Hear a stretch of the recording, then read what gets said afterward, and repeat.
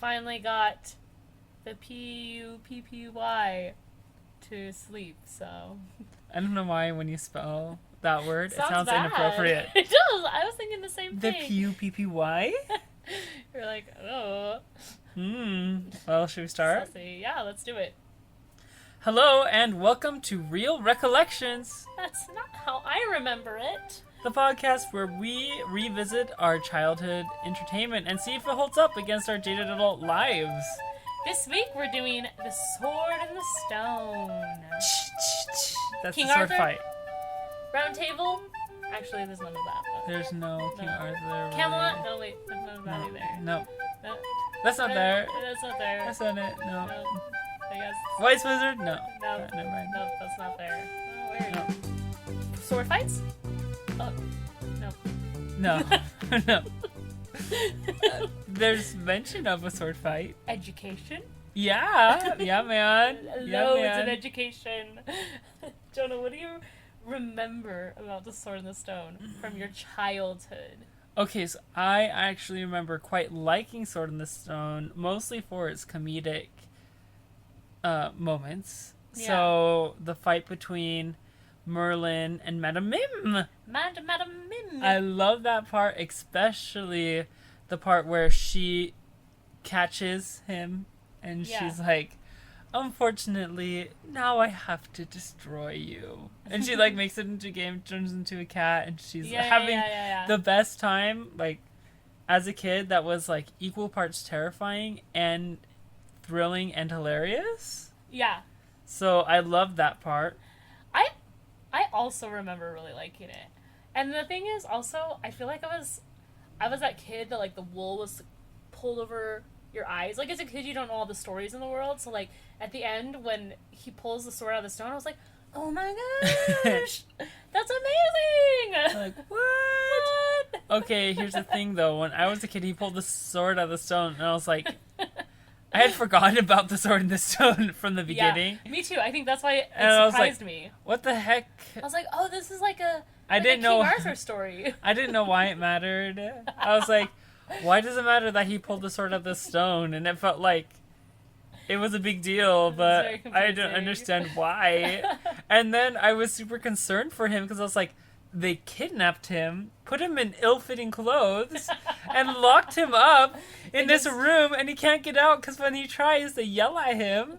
Long live the king! Oh my gosh. That part actually gave me quite a bit of anxiety as a kid. Like when he is like trying to escape through the different doors and keeps getting thwarted at every turn. Because I was like, what is he gonna do?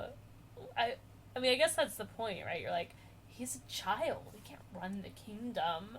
And the movie is like ending. Like you can feel it ending as a kid, and you're like, oh my gosh, what is he gonna do? And then it ends. I wasn't thinking about any of that. I didn't. Oh, you didn't? Because I didn't comprehend that that's what was happening at all. It was just I don't know what happened. He's all alone now. I remember. and for some reason Merlin is wearing Bermuda shorts, and then the movie ends, and I was like, what? But really, I have very fond memories of this. Me too. Yeah, movie. I remember liking it. I do remember thinking it was scary. One of the darker ones. Yeah. It's literally actually darker, having watched it again, but like... Yeah, the you know lighting what I mean? Like the lighting darker. and like the colors and everything. The backgrounds. So yeah, I remember enjoying it when I watched it, but I definitely wasn't one that I was like, Puppin' Sword of the Stone. Oh no, Friends? For me it totally was. I was like, oh, let's watch Sword in the Stone again. No. Maybe that's why I watched it more than once. Because you guys Maybe I actually... Maybe you influenced me to watch something. Influenced people to watch something for once. For once? For once in my life, I got my siblings to watch a movie that I wanted to watch. They watched the movie with me. Jonah has a little celebratory song here. Yeah, no, this was definitely one of my favorites growing up. Yeah. I don't remember anything else except for, I remember I really hated, like, Mim getting, like, she was kind of like a gross bad guy, you know what I mean? Like, she would she would get, like, the warts, and she turns into the pig face at that one part, and, like, she has, like, the sickness later, and so all of it just felt, like, a little bit more, like, ugh. The whole movie was a bit more like that for me. Yeah. But I still remember enjoying it. I remember loving the magic parts. I was like, oh, I want to be able to do that. Fit everything into your suitcase by making it small, and I this is funny, but I distinctly remember the first part where, like, Merlin is seeing Wirt.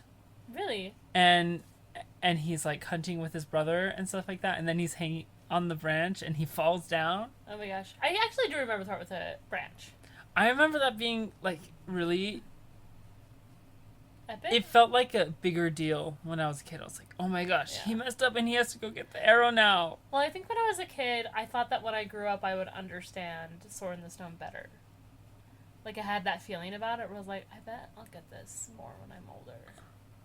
Yeah. Which, I guess we'll talk about whether that's true in a few minutes.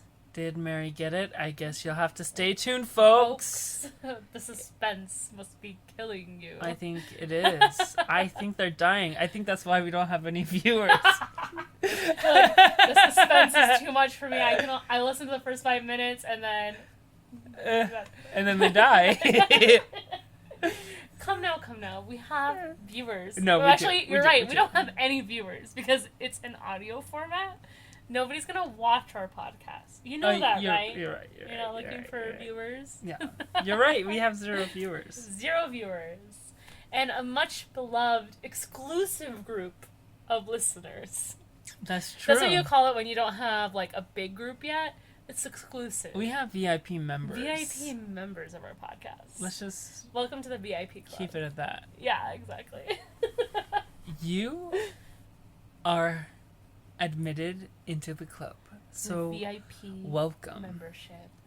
We'll send you the chant that we say before every ritual. It doesn't have to become a cult just because it's VIP.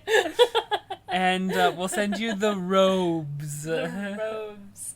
That would be amazing if every time we listened to this podcast or recorded it, we just donned, like, I'm imagining, like, bright red robes with, like, the big hood. Yeah, so nobody can see your face. Yes. That sounds great. Yeah, let's get that. We'll get Ruth a little hood on our head. Hood for Ruth. She'll drive her crazy. A robe with a hood. Oh, she'd hate that. Oh, she would hate it so much. Ruth today, did you see her? What she did when she grabbed the bone? Yeah. So Jonah saw her. I had this bone that she's not supposed to eat because it's a chicken bone. Which admittedly I should have put in the kitchen, but it was like in this thing next to me, this bowl. And she grabbed it, and only Jonah saw her because she was being super sneaky. And Jonah was like, Ruth, no! And she casually dropped it over the side of the bed. While looking at us the whole time. It's like those cat videos where you're like, stop. And the cat's slowly pushing the like glass vase off of the counter. And like, stop! She knows we're lazy and we're not going to want to like climb off of the bed to grab the bone or anything. Ugh, it's devious. I know. I mean, what were you saying about 101 Dalmatians? That like Cruella de Vil was crazy for thinking that the dogs were covering their tracks and stuff. Dogs know, man. Oh my gosh. Trying to pull the wool over her eyes. Anyways, that's what we remember of Sword in the Stone. Yes. Or 101 Dalmatians? Or what are we talking about now? Maybe we'll cut that out. I'm just teasing. Oh, Tyler, what's the guy's name in that podcast? The one podcast? The one podcast. Oh, Steven? Steven, cut that out. Yeah, that's a reference to another podcast that you may or not listen to. Steven, cut that out. I wish we did have a Steven. I do too. We could call you Steven. No. Mary, cut that out. But Mary, then I'm saying it to myself. And then it sounds like you're saying like, stop saying that instead of like, yeah. Mary, stop saying that. Cut the. People start getting concerned. They're like, Mary's gone. She's lost it. We're all crazy here. Or no, we're all mad here. I'm really mad. Anyway. Yes, that was the section where we remembered Sword in the Stone from Good our job. childhood. Very good. Yes. Recalled it. Uh-huh. Recollected it, you could say. Okay. Yes. And now we're going to go into how it happened. Yep. And to refresh your memories, here is our plot in a pinch. Roll the camera, Sam. In the words of Walt Disney, our story takes place at a time when England was ruled by might alone. But Merlin can see into the future. In fact, he's been there, and he knows that a time must come when brains will triumph over brawn. So he sets out to educate the future king in his own peculiar way. Which means that he's going to turn him into a bunch of different animals that nearly die in many different ways. And then not tell him the point. And be like, did you learn anything? Amazing. Anyways, so that's the general plot, and here's how Sword in the Stone came to be. Mm-hmm. So the Sword in the Stone was released on Christmas Day. Saint Crispin's Day! No, not Crispin's Day. No, Christmas. Oh my Christmas. Xmas. Oh it was in the year 1963. Yeah, the film was based on T.H. White's novel The Once and Future King, which was first published in 1938, so a long time before. And but pretty soon after it came out, so in 1939, Walt got the screen rights. Yeah, which is just 1 year after it was published, which is pretty crazy. Yeah, it was the first of a whole series of books, actually, which eventually, actually, the whole series is what the musical Camelot's based off, if you know that. Yeah. Mm-hmm. So, there was only one director for this show, so... Which was quite a turn from normal Disney animated There's normally films. A lot of directors, although I will say it's confusing because it is. On the credits it says that there are many animation directors. There's 4. But there's also just one full director, so I'm not entirely sure what that means. I think the I don't know. animation. Do you want to fight about it? Yeah, let's fight. We did fight about it. We did fight about it. But we won't reprise. I think the animation directors are more about watching over their set of animators and making sure that their work quality is high. Right. He's probably the guy who at the end of the day has final say. Which they probably need now that Walt's not involved all the time. Right? Right. Yeah. Anywho, there's one director, but there's many directors. It's kind of like Inception. Just anytime anything's confusing, you're like, it's kind of like Inception. It's kind of like it's not like Inception. Inception. But it kind of is, right? No, it's not. How is it like Inception? Explain it to me. It's like Inception because I don't understand it. Okay, there you go. I can say that about quantum physics. It's like quantum physics. I don't understand. I do quantum get physics, Inception a bit more now. Yeah, now that you're older watching it. It's like they're dreaming. I'm just kidding. I'm kidding. I'm kidding. Wow, you should write the plot in a pinch for that one. Inception, plot in the pinch. Roll the camera, Sam. It's like they're dreaming. And no one gets it. Don't worry about it. Don't think too hard. Dramatic music. Alright, should we talk about the story? Yes. So Bill Peet is the one who wrote the story adaptation for Disney. And he said that he patterned Merlin the Wizard after Walt Disney, which makes sense. They all loved Walt. Or I guess, I don't know. Seems like they liked Walt. And he said that in his book, T.H. White describes the wizard as a crusty old curmudgeon. It's a great word. Argumentative and temperamental. Playful at times, and extremely intelligent. And Walt was not a curmudgeon, he said, and he had no beard, but he was a grandfather and much more of a character. And he said that even in his drawings of Merlin, Bill Peet borrowed Walt's nose, which you can see in the film. I don't really see it because his nose is like humongous, so... I guess, but kind of the shape, don't you think? He probably just said that after Walt died. Is what I'm thinking. After he died, he was like, yeah, the one film that I did the whole story for, that one. Actually, he didn't use the story for 101. He's like, I based that off Walt Disney. Just trying to, drum up a little bit more success for it or whatever. Yeah, I guess so. Interest. Funny story. One time, I did this comic book for a school assignment, which was a terrible idea because it took forever. Nah, that sounds horrible. Anyways, the drawing style that I was doing, nobody had noses, but there's one girl where I was like, I'm gonna give her a nose, and then I did it, and afterwards I was like, I can never show this to that girl because she's the only character with a nose, and what if I make her feel self-conscious about that? He's like, he only sees my nose. Oh my gosh. She did have a good nose. She had a good solid nose. So yeah, at this point we're down to 6 old men rather than our 9. We've lost 3. Yeah, and some of them are even getting old because they weren't really old. Now the old men are starting to be old, and they're all in charge, and they have like young little men underneath of them. Okay, that sounds interesting. Not as interesting as Puppy. I'm just spelling the word puppy. Oh my gosh. And self-conscious because I was like, as I was spelling it, I was like, I hope I'm spelling this right, because when I spell things out loud, they should only be like 3-letter words that like you can sound out. Like K-A-T. Yeah, cat, bat, rat. I can spell all of those out, but I can't think of a reason to do it. Okay, so here are some of the old men that are still around. So and their contributions. Yes. Milt Kahl.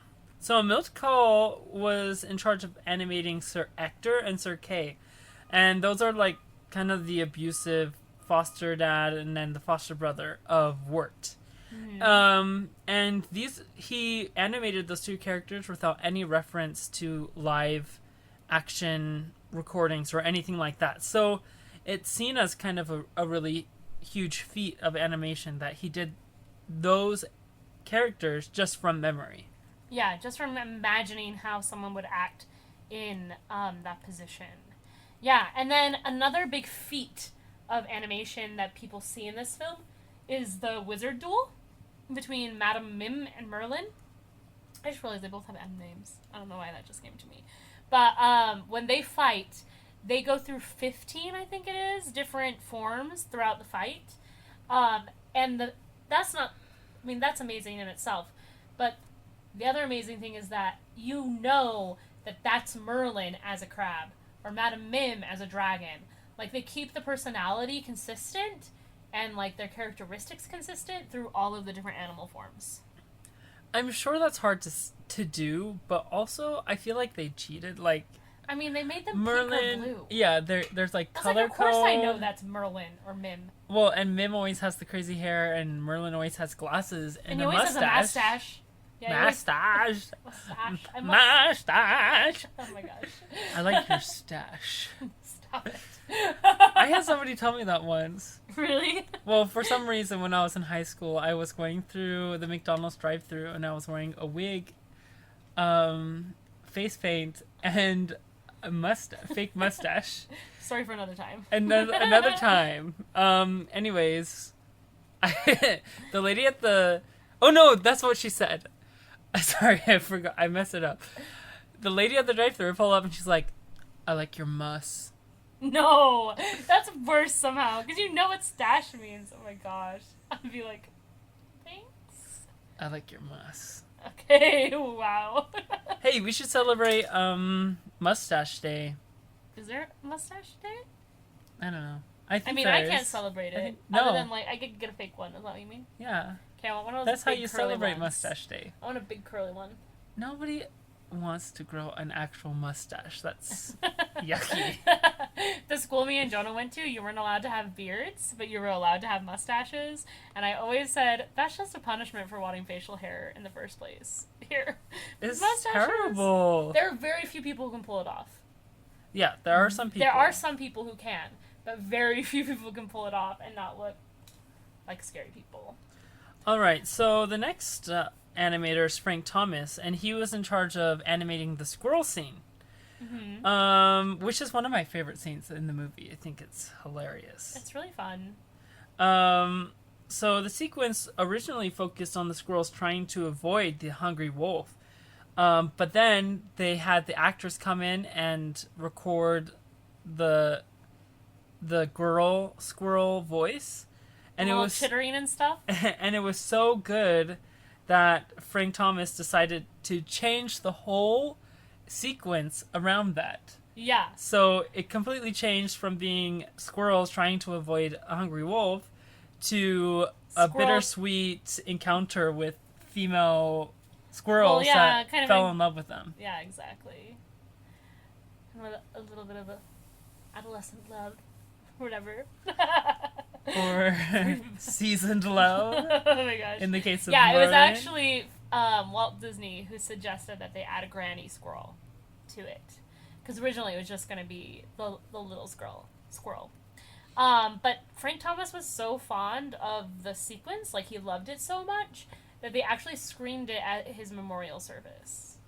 When he passed away in 2004. Man. We'll have to think of that as a question. Sometimes we'll have to answer the question of, like, what if you had to have, like, a scene from a cartoon screened at your memorial? Like, what would it be? Think about it. We'll talk about it later. Thinking about it. I'm thinking about it. And a couple extra random things, kind of Easter eggs, I guess you could say. Bambi's mom makes an appearance in this film. Sir Kay, sorry. The scary older brother thing. He tries to... Sorry. Rude. Well, he kind of acts like that.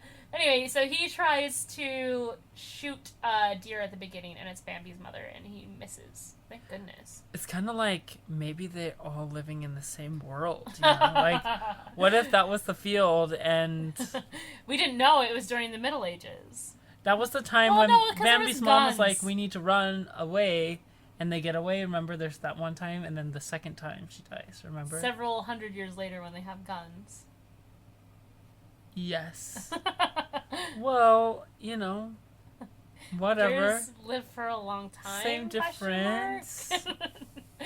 And then also, they use a lot in this film of repeating film strips. We kind of discussed that in 101 Dalmatians, where they have like that repeating shot of the puppies coming out from somewhere, and they just repeat that bit of animation. They did that here. It's really obvious, I feel like. Yeah. Yeah. Because, so what happens is one example anyway, is when Sir Kay is like eating a piece of meat in the first scene, he eats that piece of meat like 5 times. Yeah. I feel like it's not used quite as well as it was in 101 Dalmatians. I don't think so either. Or for as justified a reason. Because, like, to me, having to reanimate 101 puppies, that's enough reason to, like, repeat some of it. You know what I mean? But, like, it's just one character. I don't know. It's interesting. But another one, I think, is when the washing dishes one, they show the exact same scene twice. Yeah. Oh, yeah. Yeah. I bet there are more. Just go look for them. Yep. Yeah, totally. There are more. I was going to say another one, but I'm not entirely sure, but I think it was one. Anyways. So go look for it. So this is kind of a interesting thing. So there is some theories that people have that this film was a salute to the Kennedy family. And there is one thing that tentatively supports this idea, and that's that the character Wirt vaguely resembles John F. Kennedy's son, Jack, or John F. Kennedy Jr. So there is that. So and then also, I think a lot of didn't they say a lot of books about JFK like reference Camelot or the Round Table or something like that? Yeah, they're often referred like kind of interchangeable. Like, but to be clear, we couldn't find anything from the animators' mouths or anything like that supported that. But we thought that was kind of a fun theory. We'll post the pictures and you can decide. You can decide if for yourself Jack Kennedy looks like Wirt. Yep. And then There's also a couple of fun voice actors in this film, although overall it seems like people criticize the voice acting. But Carl Swinson, he did Merlin, and he was a radio performer, and he's well known for his reoccurring role as Lars Henson on Little House on the Prairie, which I don't remember him from Little House on the Prairie, but also I didn't watch that many episodes. But I know people who have watched all of them. Yeah, but And he ultimately recommended the guy who plays Archimedes. Archimedes, yeah. For the best reason. He's like, oh yeah, this guy worked with radio with me, and he's super versatile. He did the voice of a potato. I don't know why that gets me every time I read that sentence. It's like, he did a voice of a potato. Clearly, he knows how to do voice work. Right. So his name is Junius Matthews, by the way. And he was originally cast to play Merlin, but then later they switched.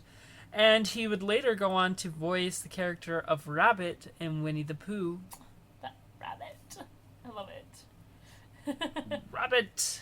And one of his scenes was that, and it was actually, this is Ollie Johnson, the animator, is his favorite scene that he ever animated. And it's when Archimedes laughs because Merlin's like, men are going to be able to fly someday. And he's like, no, they're not. Like, if they were meant to fly, they would have had wings. And he sends the model airplane off, and it crashes, and so Archimedes laughs. And he laughs forever. A good 15 seconds. Yes. And so they said that the voice actor carried on that laugh. It's not like a repeated track or anything. He laughed for over 20 seconds without making it seem forced or insincere or anything like that. So that's pretty amazing. Yeah. It might be my favorite scene of the movie. I couldn't stop laughing. Because the laughter just sounds so infectious when he does it. So, shall we talk about the voice of Wart, or shall we say the many voices of Wart? The voices of Wart. The voices. Yeah, so Wart was originally voiced by Ricky Sorensen. Originally. Yes. Yes. But then his voice changed. Yep, and so the director, Wooly Reiterman, got his two sons to complete the vocal role of Wart. The problem is that their voices are actually quite different, and it might not have been a problem if they had leaned more into like the coming of age kind of thing, but instead they just kind of put the voices all in the same scene sometimes, and it's really obvious a couple times. Yeah, especially in like the very last scene of the film. The thing is, I noticed this as a child. I was like, that was weird. Because he says, like, oh, I just miss Merlin so much in his, like, changed lower voice. And then they have, like, a track of him earlier in the film, and he's like, Merlin! And it's jarringly different. It's like, who's that kid calling out? It's true. And I think that leads to some of the problems in the film. Yeah. Yeah, that's true. There are a lot of problems, but one of them is not the music. Yeah. The songs aren't that great. The songs aren't that memorable. But the score is really good, and yes. It was nominated for an Oscar. Yes, it was. And it's the first Disney film that was done by the Sherman Brothers. Even though, like, if you watch their documentary about them, they talk about Mary Poppins like it's their first film. But this one came out the year before it. Well, we have to admit, like, That's What Makes the World Go Round isn't going to be making any, setting any records. If you can name one song from this film. That's what makes the world go around. Without Jonah having just sung one of it. Down. I'd be very impressed. And right. Or something like that. Yeah, exactly. Prestidigitarium! But yeah, and so this one had a lot of problems that kind of got it mixed reviews by reviewers. They felt that it had too much humor and the plot was all over the place. For example, the sword is mentioned only at the beginning and at the very end. That's not great. Very, very end. Hence my sincere bafflement. At what was going on. I was like, I don't know why this part matters. I probably skipped the first part because it's boring. Probably. Just somebody talking. No, just the tenor singing. Oh yeah, that's true too. But then there's a narrator too. There's both. It goes on for like a fairly long time because there's a tenor singing and then there's. It just seemed like a really big setup for it not to matter for the rest of the movie, and then it really doesn't even matter at the end. Like that's not what the movie was about. No, totally. Yes. Another one of the problems is that a lot of people criticize them for totally missing Merlin's character. So from the book. Yeah. Yeah. That it was based off of. So he was supposed to be all wise, but then he was kind of super bumbling. Yeah. And so they just made it really different. And just in general, they said they didn't capture the satirical tone of the original book at all. And maybe that's the reason that this is the only Disney movie that doesn't have, from the 1960s, that doesn't have a platinum DVD, a sequel, or a TV show. A TV show or a live action movie. Although it is getting one. Yep. Yeah, which actually I'm excited for that. Yeah. Yeah, it's coming to Disney Plus, I think. So. There you go. So there you go. And that's how The Sword in the Stone happened. Yeah. So, Jonah, what did you think of it? Now. Well, I mean... I have so many things to say, I don't know where to start. What was the first thing you thought when it started? You start from there.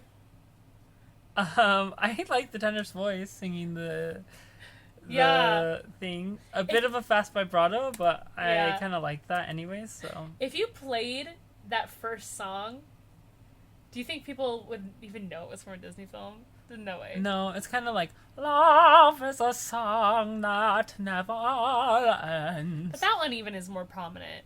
A little bit, but like... But I've seen it in, like, books of Disney songs. Yeah, like, it's in our book of Disney songs, and I get that. But also, like, if you had heard that before we rewatched that movie quiz, like, what movie is that song even from, would you have known? Like, oh, that song's from... Bambi. You're not supposed to say. What? They had time to think about it. They I was trying to think about it. They didn't have enough time to get the right answer. I'm sorry. I should have said pause if you haven't answered yet. Never ends. Well, I have to say I forgot a lot of the beginning. Like the whole part where like there's so much of this film that feels really pointless. If I'm being honest, like there's that whole scene where like Merlin packs up his bags, which is fine. And it's fun, because, like, everything shrinks. And it has my favorite character in that scene, the Sugar Bowl, who is wonderful and sassy, but never comes back. I love that one. I want the Sugar Bowl to be in every, like, a reoccurring character throughout the film. But she's only in that first scene. That's true. Yeah. I love how she, like, holds up the rest of the dishes and, like, elbows them. The sugar... What would you call it? Bowl? It's not really a bowl, but sugar scooper container. Anyways, it's in the scene when the roof is leaking as well. That's true, because she like gets mad and puts her hat back on. Like, I'm not gonna be a container for rain. Exactly. But I wanted her more than that. Okay. The point is, Mary wanted that sugar container to be the protagonist of the story. I cared more about Which is a good question. Who is the protagonist of the story? Oh my gosh. I know, because they start with this whole, like, really dramatic intro. But then they don't go to, like, focus on Wart. No. Which is what you would think they would do. Like, fade from that into, you know, it's kind of like fading to Belle coming out of the castle. We tell this whole narration and then... Here's the protagonist who's gonna save us.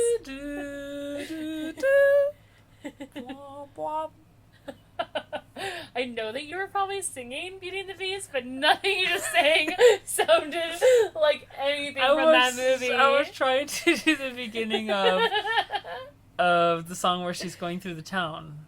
Oh my gosh. Well, now all I can think is your melody. For the little people. Every day. Yeah. So, okay. Instead it goes to Merlin. So, yeah, it goes to Merlin, and it kind of makes sense because Merlin's really the guy running the show. And honestly, I'd say he's probably the most likely protagonist of the story. Like, he's the guy who has, well, kind of a clear idea about what he wants. Kind of goal, a kind of something. He knows what he wants. Yes, he does. So he's the... What does he even say about Wart at the beginning? He's like, someone's coming, but not someone important, right? He's not like, the future king of England's coming. He's just like, someone's gonna drop in later today.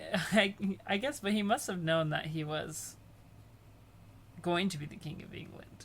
Otherwise... He never talks about it, though. Not even once. He never even mentions that he's gonna do great things. He's just like... Basically, Wart falls into his house, and he's, like, talking to him. And then he's like, are you getting educated? And he's like, well, if you're not being educated, I'm gonna pack up my whole life and move to the castle to educate you. But then at the end, it seems like he knew that he was going to become king all along. When he comes in Bermuda shorts, you know? He's, like, not surprised at all.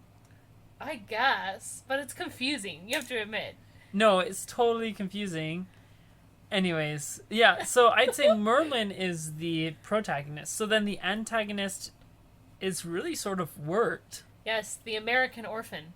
The American orphan.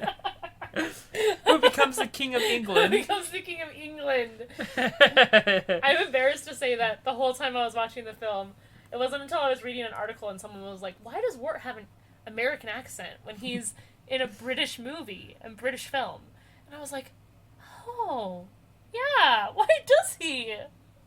No reason. Probably they couldn't do the accent. Probably you couldn't do the accent, so why not hire someone else?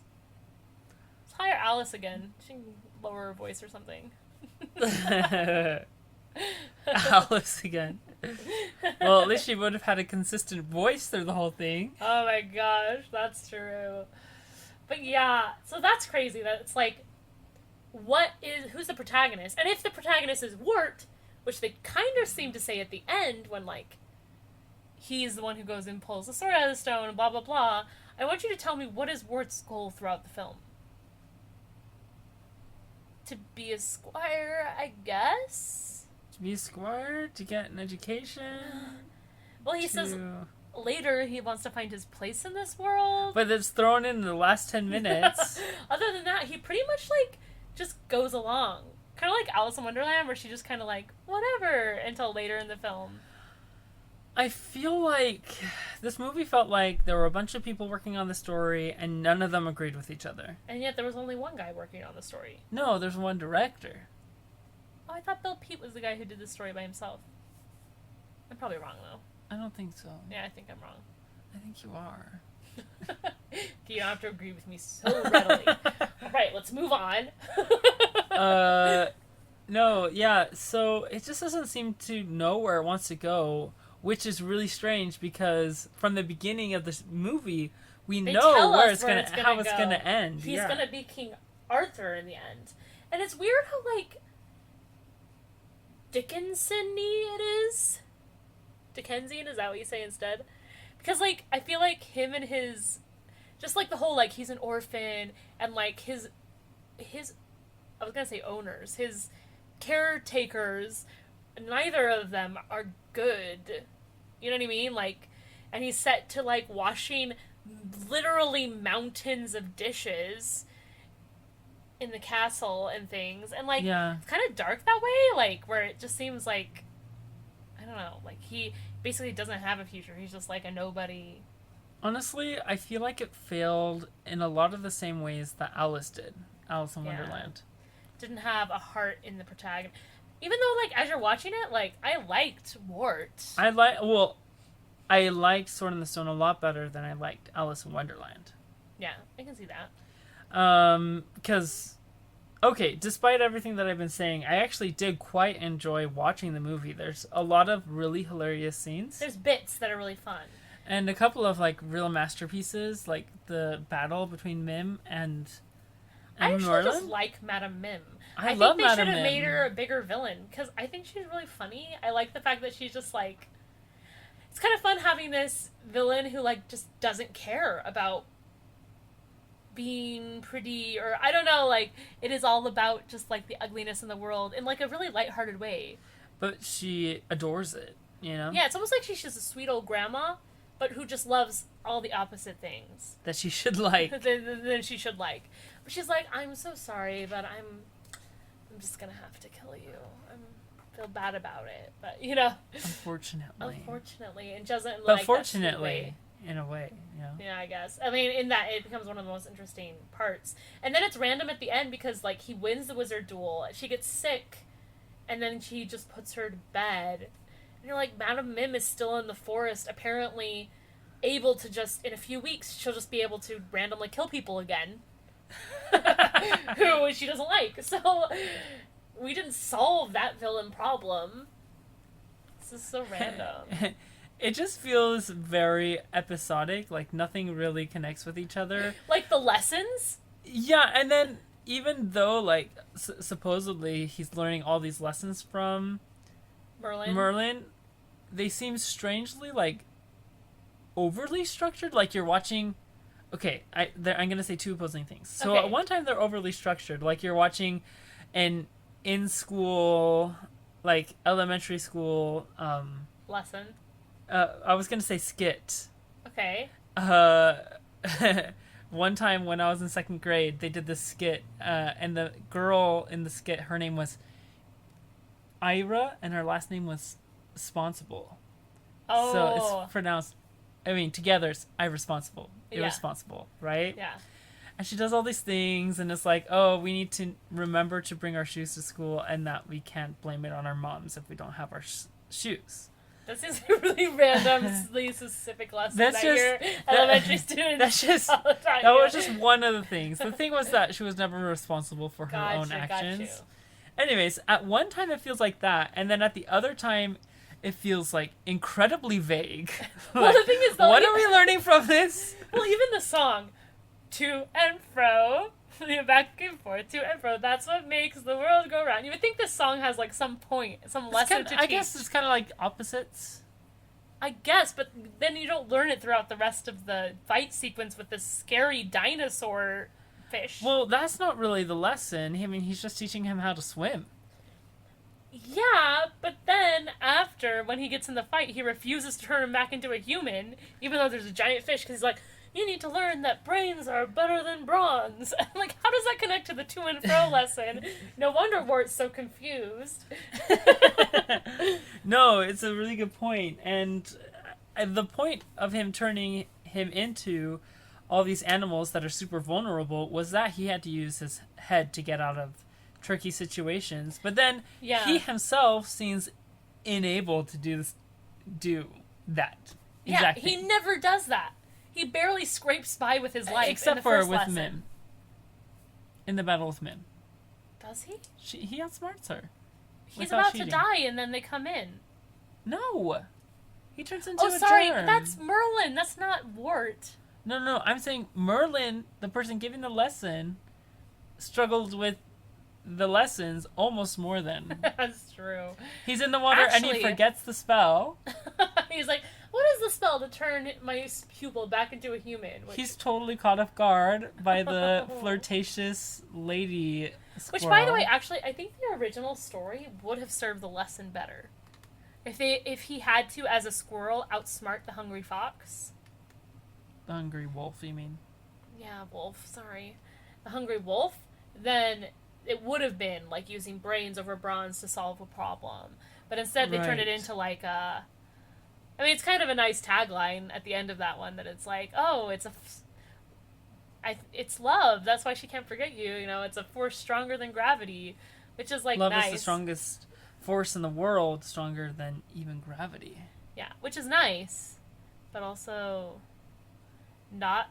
It never comes up again. Like, Wart never uses the lessons to do anything. It's just like he's learning these random lessons, and then for some reason... Okay, so then they're like, oh, you could go to London with us if you're really good, but then he's not good, so he can't go, and then... But also, he's not bad because he chose to. It's because another adult in his life was like, I'll wash the dishes, and you come with me, and... Wirt should be more messed up than he is, because all of the adults in his life are incredibly messed up. And irresponsible. Like, Merlin's incredibly irresponsible, and, like, his parents are, like, always, like, demerit, 5 demerits, which sounds like a really official program. And you have to go wash the dishes. And they have so many dishes in this castle. They must have, like, a full-time pottery staff making them dishes. Every day. Every day. Like... They have to make them new dishes every night because nobody does the dishes. Nobody does the dishes. And then they send word down there every, like, blue moon whenever he gets Maybe because they had to cut the pottery staff. Maybe. Like, Maybe. we gotta actually wash some dishes now. We gotta wash dishes. It reminds me of, like, one of my leaders at church said that she used to go to DI and she would, like, buy... Every day, she would just, like, buy silverware and plates and she would eat off them and she would throw them away. Like paper plates. I know. Instead of, like, washing them. And I was like, that is ridiculous. That's so much work. I know. You have to go there every day to get the stuff. And it's cheap, but it's still money. But anyway. Even if you just spend, like, $2 a day on it. I know. Like... And also, you should wash that first before you eat off of it, right? Yeah, that too. I mean... People had their hands all over it. Maybe I'm remembering the story wrong, but that's how I remember it. Wow. That's pretty crazy. Yeah. But yeah, it's just kind of muddled. So I can see why it got mixed reviews that way. Yeah. And then the end comes, like you said, super abruptly. Yeah, it just feels kind of contrived at the end. Like, oh, we said that he couldn't go, but actually we need him to go to London so that he can pull the sword. So we'll make the person who was supposed to go in his place sick so that he can go. So it's not like he earned his way back at all. Or that he was supposed to, because, like, he really didn't do anything wrong. And we didn't really want him to go either, because we Merlin feel like... doesn't want him to be a squire, which he throws on him last minute, because he didn't even express that when he started teaching him. Yeah, it all feels like... Maybe the real problem is, like, British politeness. Like, nobody actually wants to say what they're actually thinking. Oh so my gosh. They're all like, you have to infer what I'm thinking from what I'm just... I don't know. Suggesting at. But Merlin gets, like, crazy mad for no reason. Ridiculously angry. And you know, as a kid, I was like, oh, Wart should have been better. Like, what did he do? You know, that kind of thing. As an adult, I'm like, Merlin, you are crazy! Yeah, Wirt made no mistakes by wanting to go to London with his foster parent. I mean, he's trying to make a life for himself. At least he has a goal, you know? That we find out, in that scene. 10 minutes. Well, we know from the beginning he wants to be a squire, We do know that he wants to be We don't know why he wants to be a squire. A squire, but it feels like a very, like, not a real goal. It's like, oh, it'd be nice to be a squire because that's kind of what is expected of me. But then later it's like, no, I really want to be a squire. But, like, did you? Exactly. He more just wanted a place to fit in, but then he never really expresses that. Maybe a lot of the problems would be solved if he just had a nice little song. Yeah, if he had like an I want song. Hello, my name is Wirt. I don't know what I'm supposed to do with my life. Or if we even like saw Wart being dropped off as an orphan, because like they just mention he's an orphan and these are his foster parents, but like I think as a kid I just thought they were his parents and his brother. Because, like, it's not super explained. It's never explored that, like, he doesn't feel like he has a family. That he doesn't feel like he fits in. I mean, obviously he doesn't. Obviously he doesn't because he's, like, really good-natured and his family is really brutish. And I feel like at random times they try to lean into the fact that, like, this is the Dark Ages and everyone's horrible. You know what I mean? But, like, not to the degree where it becomes a thing. So, I don't know. It's very weird. Yeah. The only character that always makes sense is Archimedes. Which is why he's my favorite. And the Sugar Bowl. Oh, and... Sorry. Sugar Bowl, Archimedes, and Madame Mim. And Madame Mim. She makes sense in her not making sense. You know what I mean? Because, like, that's her thing. She's consistently the same way. You know what I mean? So I hope that, like, when they remake it, I hope they can kind of tie it together. I think it's an opportunity to kind of... It's a real live action where they can improve upon it. They just need to decide what story they want to tell, you know? Yeah, exactly. It sort of feels like what it should have been is you get the beginning setup of the legend, right? Mm-hmm. And then you cut to the scene where Merlin and him come together. Yeah. Then there's like musical, what do you call it, where there's like a whole bunch of scenes or whatever. Or even that scene where he first meets him, he should have had his I Want song then. Like, who are you, young man? Perfect opportunity for an I Want You song. Yeah, he has his I Want You song, and Merlin's like, I'm going to take you under my wing. Mm-hmm. And then it's like, fast forward 5 years after he's trained under Merlin's tutelage or whatever. But there's like that fun musical thing where they see a whole bunch of scenes about it, and you see him progressing and becoming smarter and things like that. But the thing is, like, there can be that dichotomy between, like, doing what the world expects of you versus, like, doing something better and new. That's kind of where I kind of see that they wanted to do it, right? Because, like, Dark Ages is like, we must win by our bronze alone, and Merlin's like, no, there's a better way, I promise. Yeah. So then after it would, you do this music. What's it called? Montage. Musical montage. Then you have a story about how Wirt uses his brains to overcome a situation where they wanted to use bronze. And that somehow leads him to the place where he pulls the sword of the stone. And then you have Merlin go, oh, you're going to be such a great king because you're so smart. Yeah, and you know what I mean? And he realizes that he's gained the wisdom and the fortitude too. Yeah. And the thing that they can overcome could be Madame Mim. Yeah. Some scary thing trying to take over the Madame Ages Mim land. could be playing a bigger role, sort of like Maleficent or something. Magic could be playing a bigger role in general. Maybe Madame Mim's like making everybody sick. Mm-hmm. Like, how about plague? There's like a plague going on. You have to solve it. You with can't fight smarts. it with bronze. Yeah. There you go. There you go. Disney, we wrote it for you, or we at least started the conversation, you guys. So there you go. There you go. So then, I feel you kind of answered this, but how does it hold up for you? It's a hard one because there's so many flaws, but I also love it. I did really enjoy watching like the scene with Hermes where he laughs for like 20 seconds straight. I don't know if it's just because he's laughing and it's like impossible not to laugh, but I laughed really hard, and I love the sugar bowl so much. Yes. Yeah, there were way more gags in this movie, which I feel like I'm a sucker for. So yeah. Would you recommend it to someone who'd never seen it before? Oh, yeah. As a kid? Totally. Okay, why though? Because it's hilarious. It's hilarious in its badness, too. If a movie is funny, it can overcome so many things for me. Because at least, like, if you're going to write a movie that has a bad story, at least make it funny, you know? At least make it lighthearted and fun. At least it's entertaining instead of just a bad story. It's true. Yeah. I don't know if I would recommend it to someone who had never seen it and was an adult. Like, maybe a kid, but, like, as an adult, I'd be like, you could skip it. Unless you really love Disney and you, like, want to know every single one. And you want to hear the lady who did Rabbit. You know, the guy who did Rabbit. Oh, my gosh. Sorry. I always thought Rabbit was a girl my whole life. You can't miss the To and Fro song. No, that's a winner right there. Festigitorium, etc. And then some song they sing with the squirrel part and everything. Anyway, Madame Mim song. Madame Mim has a song? Yeah. Oh my gosh, I forgot about it. I just feel like a lot of it is kind of forgettable. Great, Madame Mim! Madame Mim! Okay, you're right. I remember now.